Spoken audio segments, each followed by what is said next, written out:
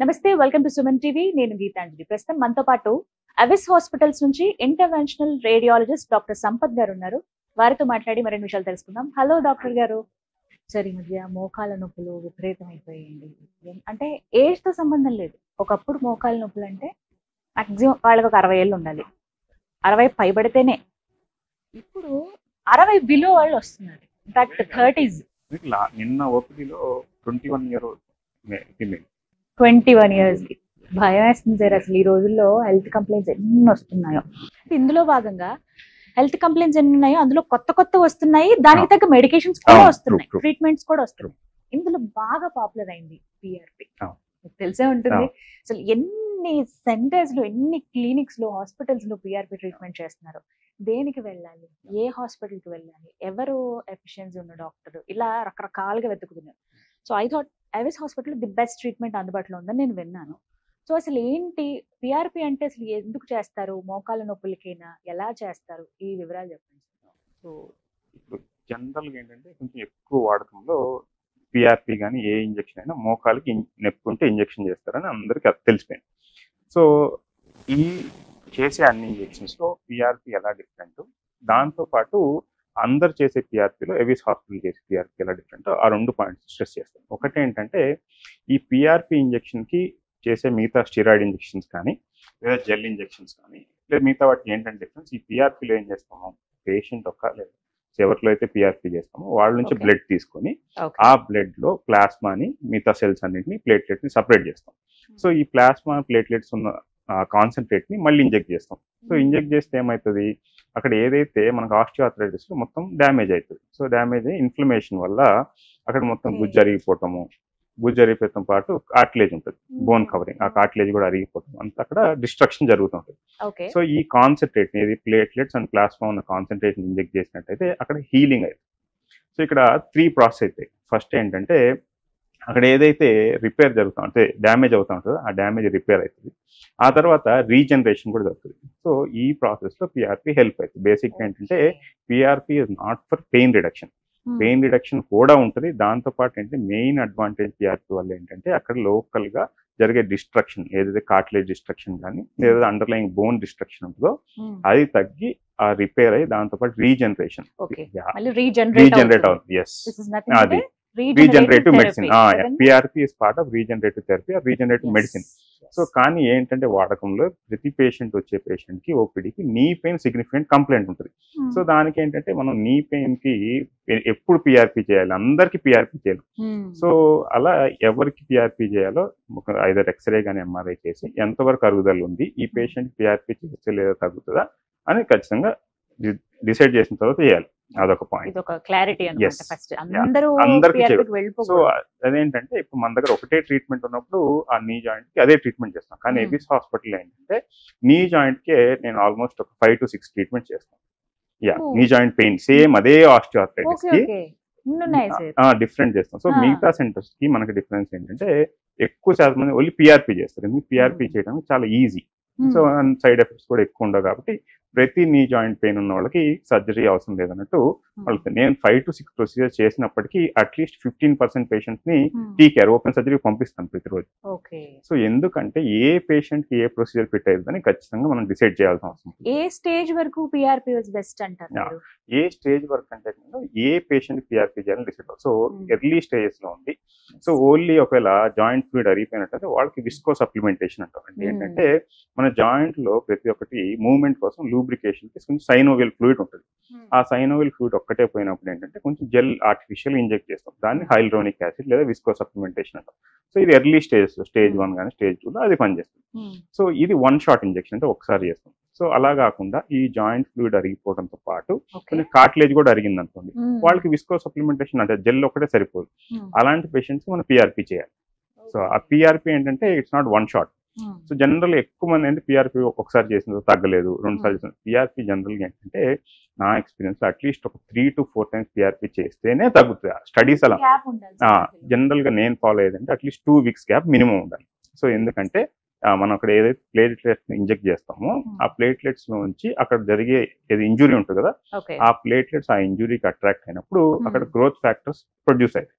ఆ growth factors produce అయినది at least మనకు 6 weeks టైం పడుతుంది. సో అందుకని మనం 3 shots 2 weeks గ్యాప్ చేసి ఈ 6 weeks లో కొంచెం రిలీఫ్ స్టార్ట్ అవుతుంది. సో ఇలా 6 weeks లో స్టార్ట్ అయిన రిలీఫ్ అట్లీస్ట్ 1 year దాకా ఉంటుంది. So 1 year 1 year exactly. నేను లాంగ్ లాస్టింగ్ గురించి అడుగుదాం ఎక్కడ వస్తుంది అంటే మేజర్ కంప్లైంట్ ఇచ్చేది చేయించుకున్నాను 2-3 నెలలు బానే ఉంది, 4వ నెల నుంచి మళ్ళీ స్టార్ట్ అయింది అంటారు. అంటే ఈ ప్రాబ్లం వస్తుందా ఒకసారి పిఆర్పి ట్రీట్మెంట్ తీసుకుంటే, రిపీట్ అవుతుందా? అంటే పిఆర్పి తీసుకుంటే ఏంటంటే ఇప్పుడు ఎవరికి పిఆర్పి చేస్తాం, ఎర్లీ స్టేజెస్ లో పిఆర్పి చేస్తాం ఒకటి. ఇంకో ఇండికేషన్ ఏంటంటే పిఆర్పి చేయడానికి అడ్వాన్స్ స్టేజెస్ లో కొంచెం వరకు సిమ్టమాటిక్ రిలీఫ్ కొంచెం వరకు అంటే వాళ్ళకి ముందే చెప్తాం. సో స్టేజ్ 4 కానీ లేదా ఎల్డర్లీ పేషెంట్స్ 8 years వాళ్ళు వస్తే మనం ముందే పేషెంట్ చెప్తాం ఏంటంటే సో మీకున్న ఈ కండిషన్ లో స్టేజ్ 4 ఆర్థరైటిస్ ఉంది, మీకు బెస్ట్ ఆప్షన్ ఏంటంటే టీకేఆర్ అంటే టోటల్ నీ రీప్లేస్మెంట్. ఒకవేళ మీరు టోటల్ నీ రీప్లేస్మెంట్ ఒకవేళ ఎఫర్డబిలిటీ లేకపోయినా లేదా చేయించుకునే ఉద్దేశం లేకుండా చాలా మందికి ఏంటంటే టోటల్ నీ రీప్లేస్మెంట్ చాలా భయం ఉంటుంది, ఓపెన్ సర్జరీ అది చేయాలంటే చాలా వరకు భయం ఉంటుంది. కాబట్టి అలాంటి పేషెంట్స్ ముందుగానే చెప్పి సో టోటల్ నీ రీప్లేస్మెంట్ మీకు ఐడియల్ సొల్యూషన్. ఒకవేళ చేయలేనప్పుడు కొంచెం వరకు రిలీఫ్ కోసం పిఆర్పి చేయొచ్చు అని చెప్పి పిఆర్పి చేయడం అవుతుంది. సో అలా అది ముందుగానే చెప్పినట్టు ప్రతి స్టేజ్ లో కొంచెం సెట్ ఆఫ్ పేషెంట్స్ మనం పిఆర్పి ఖచ్చితంగా చేయొచ్చు. కానీ ఎవరిలో చేయాలి ఆ స్టేజ్ బట్టి ఎక్స్పెక్టేషన్స్ ఉండాలి. సో ప్రతి దానికి వన్ స్టాప్ సొల్యూషన్ గా పిఆర్పిని చూడకూడదు. డాక్టర్ గారు అంటే ఎవిస్కి అలాగే మిగతా హాస్పిటల్స్ క్లినిక్స్ కి డిఫరెన్స్ అనగానే ఫస్ట్ మీరు ఏం చెప్తారు పిఆర్పి ట్రీట్మెంట్ విషయంలో? పిఆర్పి ట్రీట్మెంట్ విషయంలో ఒకటి ఫస్ట్ పాయింట్ ఏంటంటే మా దగ్గర నీ జాయింట్ కి లేదా నీ పెయిన్ ట్రీట్ చేయడం పిఆర్పి ఒకటే ట్రీట్మెంట్ కాదు. సో మేము ఏవిస్ హాస్పిటల్ ప్రౌడ్ గా చెప్పలేదు ఏంటంటే అట్లీస్ట్ సౌత్ ఇండియాలో మేము చేసే నీ జాయింట్ ఇంజెక్షన్స్ కానీ అన్ని రకాల నీ పెయిన్ ట్రీట్మెంట్స్ ఇంకెవ్వరు చేయరు. ఒక ఎగ్జాంపుల్స్ ఏంటంటే ముందుగా ఆల్రెడీ మీకు తెలిసినట్టుగా జెనికులర్ ఆర్టరీ ఎంబోలైజేషన్ చేస్తున్నాం. ఆ జెనికులర్ ఆర్టరీ ఎంబోలైజేషన్ లో హైదరాబాద్ లో ఫస్ట్ టైం మేమే చేసాం. సో దాంతో పాటు ఇప్పుడు కొత్తగా జెనికులర్ నర్వ్ అబ్లేషన్, ఆర్టరీ ఎంబోలైజేషన్ తో పాటు నర్వ్ అబ్లేషన్ చేస్తాం. పెయిన్ ఎక్కడ నుంచి వస్తుంది, మనకి నర్వ్ సెన్సేషన్ నుంచి వస్తుంది. సో అడ్వాన్స్ స్టేజెస్ లో ఎప్పుడంటే మొత్తం అరిగిపోయి బోన్ ఆన్ బోన్ అంటే జాయింట్ ఫ్లూయిడ్ అరిగిపోయి కార్టిలేజ్ అరిగిపోయి పైన రబ్ అవుతున్నప్పుడు ఆ స్టేజెస్ లో అయితే టీకేఆర్ చేయాలి. లేదు టీకేఆర్ ఇప్పుడు 80 years ఉన్నలో టీకేఆర్ చేయడం కూడా కష్టం. సో సే వాళ్ళు వెయిట్ 30 kgs 40 kgs ఉంది, other comorbidities hyper tension diabetes ఉన్నప్పుడు వాళ్ళు టీకేఆర్ చేయడానికి ఎవరు విల్లింగ్ ఉంటారు. సో అలాంటి పేషెంట్స్ కి కానీ అలా వదిలేయడం, ఖచ్చితంగా పెయిన్ రిలీఫ్ ఇవ్వాలి. సో వాళ్ళు ఖచ్చితంగా మంచిగా పనిచేసేది ఏంటంటే జెనికులర్ నర్వ్ అబ్లేషన్. ఏదైతే నరాల నుంచి పెయిన్ వస్తుందో డైరెక్ట్ ఆ నర్వ్ ని లేజర్ చేస్తాము, అది జెనికులర్ నర్వ్ అబ్లేషన్.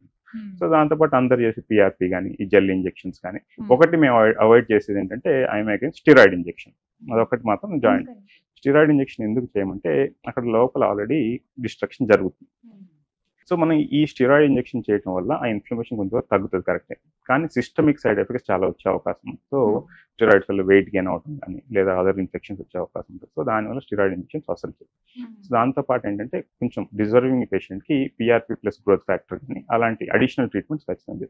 సో ఇలా స్పెక్ట్రమ్ ఆఫ్ ట్రీట్మెంట్స్ ఉంటుంది కాబట్టి మనకి పేషెంట్ దాంతోపాటు ఎక్స్రేలో ఉన్న ఫైండింగ్స్ సిమ్టమ్స్ వీటన్నిటిని మ్యాచ్ చేసి ఈ పేషెంట్ కి మనం ఏ ట్రీట్మెంట్ చేసినట్టే మాక్సిమం పెయిన్ రిలీఫ్ ఉంటుంది లేదా జాయింట్ ని ఎక్కువ వరకు ప్రిజర్వ్ చేయగలం అవన్నిటిని కన్సిడర్ చేసి మనం ట్రీట్మెంట్ పిక్ చేయడం అయితే ఆప్షన్స్ ఉన్నాయి. సో అన్నిటిని ఉన్న వాటిలో బెస్ట్ ఆప్షన్ ఆ పేషెంట్ కి సెలెక్ట్ చేద్దాం. ఒక డౌట్ సార్, ఇప్పుడు బ్లడ్ శాంపిల్ కదా కలెక్ట్ చేస్తాం, మెయిన్ అసలు బ్లడ్ కదా పిఆర్పి లో. ఒకరి బ్లడ్ మళ్ళీ ఇంకొకరు యూజ్ చేస్తారా, అసలు యూసేజ్ అవుతుందా అవ్వదా, వాళ్ళకి పనికి వస్తుందా? సో యాక్చువల్గా ఏంటంటే ఈ పిఆర్పిలో దీన్ని ఏమంటాం అంటే ఆటోలాగస్ బ్లడ్ ప్రొడక్ట్ అంటాం. ఆటోలాగస్ అంటే మన నుంచి తీసి మనకి ఇంజెక్ట్ చేసేది. సో ఏదైతే మనకుండే ప్లేట్లెట్స్ నుంచి వచ్చే రెస్పాన్స్ లేదా గ్రోత్ ఫ్యాక్టర్ అవి మనకు పనిచేస్తాయి. సో ఒక పేషెంట్ అవి వేరే వాళ్ళకి పనిచేస్తాయి, అదొకటి. సో ఇంకోటి ఏంటంటే ఇవి బ్లడ్ ట్రాన్స్మిటెడ్ ఇన్ఫెక్షన్స్ కొన్ని ఉంటాయి, హెచ్ఐవి హెచ్పిఎస్ అవి వచ్చే అవకాశం కూడా ఉంటుంది. సో ఆ రీత్యా పిఆర్పిలో అట్లీస్ట్ వేరే వాళ్ళ బ్లడ్ తీయాల్సిన అవసరం లేదు. సో ఎందుకంటే ఇంకొకటి మనం ఈ పిఆర్పి ప్రాసెస్ తీసే బ్లడ్ అమౌంట్ చాలా తక్కువ. సో అంత బ్లడ్ లేకుండా కూడా పేషెంట్స్ ఉండే అవకాశమే లేదు కాబట్టి వేరే వాళ్ళ బ్లడ్ యూజ్ చేయాల్సిన అవసరం అస్సలు లేదు. అంత అత్యవసర పరిస్థితులు అంత అవసరం లేదు. సో అంత అత్యవసర పరిస్థితి ఉంటే పిఆర్పి అసలు అవసరమే ఉండదు. పెయిన్ ఎలా ఉంటుందండి ఇప్పుడు మీరు చెప్పే ట్రీట్మెంట్స్ లో? అప్పుడంటే నమ్ చేస్తారు, ఇంజెక్షన్ ఇచ్చే వరకు ఓకే అక్కడ ట్రీట్మెంట్, తర్వాత పోస్ట్ కేర్ ఎలా ఉంటుందో చెప్పండి.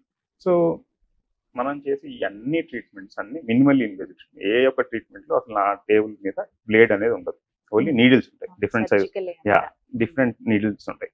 ఆ నీడిల్స్ లో ఫస్ట్ యూజ్ చేసే నీడిల్ అంటే ఫైనెస్ట్ నీడ్ అంటే అతి చిన్న నీడిల్ యూస్ చేసి ఆ స్కిన్ ఎక్కడైతే మనం మెయిన్ నీడిల్ ఇన్సర్ట్ చేస్తాం అక్కడ కొంచెం నమ్ చేస్తాం లోకల్ ఎనస్థీషియా. ఆ తర్వాత ఈ మెయిన్ నీడిల్తో ఐదర్ పిఆర్పి కానీ జెల్ ఇంజెక్షన్ కానీ ఏదైతే లేదా యాంజియోగ్రామ్ చేసేలాగైతే ఈ గ్రాయిన్ రీజన్ లో చిన్న పంచి పెట్టి సో ఏదైనా కానీ మనం నీడిల్స్ ద్వారానే చేస్తాం కాబట్టి సో పెయిన్ కానీ లేదా సర్జరీ అంటే భయపడటం కానీ హాస్పిటల్ ఎక్కువ ఉండాల్సిన అవసరం కానీ ఎటువంటిది మినిమల్ ఇన్వేజివ్ ప్రొసీజర్ మొత్తం స్పెక్ట్రమ్ నేను డిస్కస్ చేసిన అన్ని మినిమల్ ఇన్వేజివ్ అన్ని నీడిల్స్ నుంచి చేసేది. సో తర్వాత లైఫ్ స్టైల్ అనేది normal routine activity next day నుంచి యాక్చువల్గా ఏంటంటే నేను ఫాలో అయ్యే ప్రొసీజర్ అంటే పేషెంట్స్ ఈ రోజు మార్నింగ్ అడ్మిట్ చేస్తే ఆ ఇంజెక్షన్ అయిపోయిన తర్వాత 2 hours పేషెంట్ మళ్ళీ నడిపించి వెంటనే ఇంటికి పంపిస్తాం. పేషెంట్ హాస్పిటల్ ఉండాల్సిన అవసరం బేసిక్ గా day care procedure, day care or OPD procedures అన్ని. ట్రీట్మెంట్ 1 year వరకు లాంగ్ లాస్ట్ అని చెప్పారు, వరకు ఇబ్బంది ఉండదు. 1 year తర్వాత పరిస్థితి ఏంటి, మళ్ళీ ఏమైనా ట్రీట్మెంట్ తీసుకోవాలా? సో 1 year తర్వాత ఏంటంటే జనరల్ గా ఎక్కువ మందికి ఎక్కువ సెంటర్స్ లో మళ్ళీ ఇంజెక్షన్ చేయాలంటే రారని ఉద్దేశంతో మళ్ళీ చేయాలని చెప్పారు. కానీ పిఆర్పి ఎలా పనిచేస్తుంది మనం అర్థం చేసుకున్నట్టయితే అక్కడ లోకల్ గా ప్లేట్లెట్స్ అంటే ప్లేట్లెట్ రిచ్ ప్లాస్మా కాబట్టి ప్లేట్లెట్స్ ఉండి ఆ గ్రోత్ ఫ్యాక్టర్ వస్తున్నంత వరకు ఆ పిఆర్పి పనిచేస్తుంది. ఎప్పుడైతే ఆ పిఆర్పి అక్కడ ఉన్న ప్లేట్లెట్స్ అయిపోతే అప్పుడు మళ్ళీ ఇంజెక్ట్ చేయాల్సిన ఇది as simple as that. So 1 year తర్వాత సో 1 year అనేది ఆన్ ఎక్స్పీరియన్స్ మనం ఎక్కువ పేషెంట్స్ చేసామంటే యావరేజ్ గా 1 year ఉంటుంది. కొంచెం మందికి 3-4 months కూడా పెయిన్ రిలీఫ్ ఉంటుంది, కొంచెం మందికి 1-2 years కూడా ఉంటుంది. సో అలా వన్స్ ఆ పిఆర్పి ఎఫెక్ట్ అయిపోయిన తర్వాత మళ్ళీ పిఆర్పి ఇంజెక్ట్ చేయాల్సిన అవసరం ఉంటుంది. సో మచ్ క్లారిటీ అయితే వచ్చింది నాకు. ఒక ఫైనల్ క్వశ్చన్ సార్, ఒబెసిటీ ఉంది, బాగా హెవీ వెయిట్ ఉన్న వాళ్ళు, మోకాళ్ళ నొప్పులతో ఇబ్బంది పడే వాళ్ళకి పిఆర్పి కరెక్టా కాదా? ఒబేసిటీ కానీ హైపర్ టెన్షన్ కానీ డయాబెటీస్ లో పిఆర్పి ఖచ్చితంగా కన్సిడర్ చేయొచ్చు. కానీ ఒకవేళ ఆ మోకాల అరుగుదల ఎక్కువ ఉన్నా లేదంటే ఇప్పుడు ఎక్కువ వెయిట్ ఉంది బియాండ్ 130 kgs ఉన్నప్పుడు వాళ్ళు వెయిట్ రిడక్షన్ అంత ఈజీ కాదు కాబట్టి వాళ్ళు పిఆర్పి చేసి we don't want to uh disease ఇంకా ప్రోగ్రెస్ చేయాల్సిన అవసరం లేకుండా డైరెక్ట్ గా ఏంటంటే we'll suggest them to either get TKR కానీ దాంతోపాటు టీకేఆర్ తో పాటు బేరియాట్రిక్ సర్జరీ కానీ డైట్ ఫాలో అయితే సైమల్టేనియస్ వెయిట్ రిడక్షన్ అయితే అట్లీస్ట్ ఆ టీకేఆర్ చేసిన తర్వాత కాంప్లికేషన్స్ రాకుండా. So there no point wasting time to ఒబేసిటీలో it's better get TKR done. One more final question, this is the final. ఎంతమందికి మీరు ఇలా ట్రీట్ చేస్తున్నారు? ఎవిస్ లో ప్రస్తుతం ఎంతమందికి పర్టికులర్ గా పిఆర్పి ట్రీట్మెంట్ జరుగుతుంది? సో ఇప్పుడు వరకు ఏంటంటే అట్లీస్ట్ 2-3 years ముందు ఎవిస్ హాస్పిటల్ అంటే only vascular either varicose veins కానీ ఫైబ్రాయిడ్స్ కానీ థైరాయిడ్ కానీ లేదా వ్యారికోసీల్ చేస్తాను అందరికి తెలిసింది. కానీ ఇప్పుడు ఏంటంటే లాస్ట్ 1 year నుంచి నీ జాయింట్ కి ఫుల్ స్పెక్ట్రమ్ అన్ని చేస్తున్నాం. సో ఆన్ అన్ యావరేజ్ ప్రతిరోజు నేను చూసే ఓపీలో అట్లీస్ట్ 20% ఒక డైలీ 70-80 ఓపీ చూస్తే అట్లీస్ట్ 15 patients నీ జాయింట్ పెయిన్తో వస్తున్నారు. సో వాళ్ళకి సో ఆ పేషెంట్ ఏ సెట్ అవుతుందో కొంచెం మంది పేషెంట్సే అడుగుతారు. సో జనరల్గా వాళ్ళు బాల్కనీలో లేదా లాంజ్లో కూర్చొని మాట్లాడుతున్నప్పుడు సార్ నాకు అదే నీ పెయిన్ ఉంది, పక్కన పేషెంట్ అదే నీ పెయిన్ ఉంది, నాకెందుకు వేరే ట్రీట్మెంట్ చెప్పారు, ఈ పేషెంట్ ఎందుకు వేరే. సో ఆ పేషెంట్ కున్న సిమ్టమ్స్, ఆ పేషెంట్ కున్న ఎక్స్రే ఫైండింగ్స్, ఆ పేషెంట్ ఆఫ్ ఎక్స్పెక్టేషన్స్ దాన్ని బట్టి ట్రీట్మెంట్ డిసైడ్ చేయడం. Right, thank you so much doctor గారు. ఒక క్లారిటీ అయితే వచ్చింది. ముందు మాట్లాడుకున్నట్టు అన్ని అంటే చాలా చోట్ల మనం చూస్తున్నా ది బెస్ట్ ఎక్కడ అని సెర్చ్ చేస్తాం, అందులో అవిస్ హాస్పిటల్స్ లో మంచి ట్రీట్మెంట్ అందుతుంది. Thank you so much doctor. So విన్నారు కదా, అవిస్ హాస్పిటల్లో పిఆర్పి ట్రీట్మెంట్ పర్టికులర్ గా మోకాళ్ల నొప్పులతో కొన్ని సంవత్సరాలుగా ఇబ్బంది పడుతున్నారా, మీకు ఒక బెస్ట్ రిలీఫ్ ఇస్తుంది ఎవిస్ హాస్పిటల్స్ లో. ప్రత్యేకంగా మీరు డాక్టర్ గారిని కలవచ్చు, మీకు స్క్రీన్ పైన నెంబర్స్ డిస్ప్లే చేస్తాను, అపాయింట్మెంట్ తీసుకోండి, వెళ్ళి కలవండి. ఏ ట్రీట్మెంట్ మీకు బెస్ట్ సజెస్ట్ చేస్తారు, కేవలం ఒకటే కాదు, అంటే ఓన్లీ నీ జాయింట్స్ కి సంబంధించి మోకాళ్ళ నొప్పులు ఉంటే 5-6 రకాల ట్రీట్మెంట్స్ ఉన్నాయి. మేబీ ఏది మీకు సూట్ అవుతుందో, త్వరగా ఏది రిలాక్సేషన్ వస్తుందో డాక్టర్ గారు సజెస్ట్ చేస్తారు. కాబట్టి అపాయింట్మెంట్ తీసుకుని డాక్టర్ గారిని కలవండి. మరిన్ని వివరాల కోసం స్క్రీన్ మీద కనబడుతున్న నెంబర్స్ కు కాల్ చేయండి. ఇది వాళ్ళ వీడియో. నమస్తే.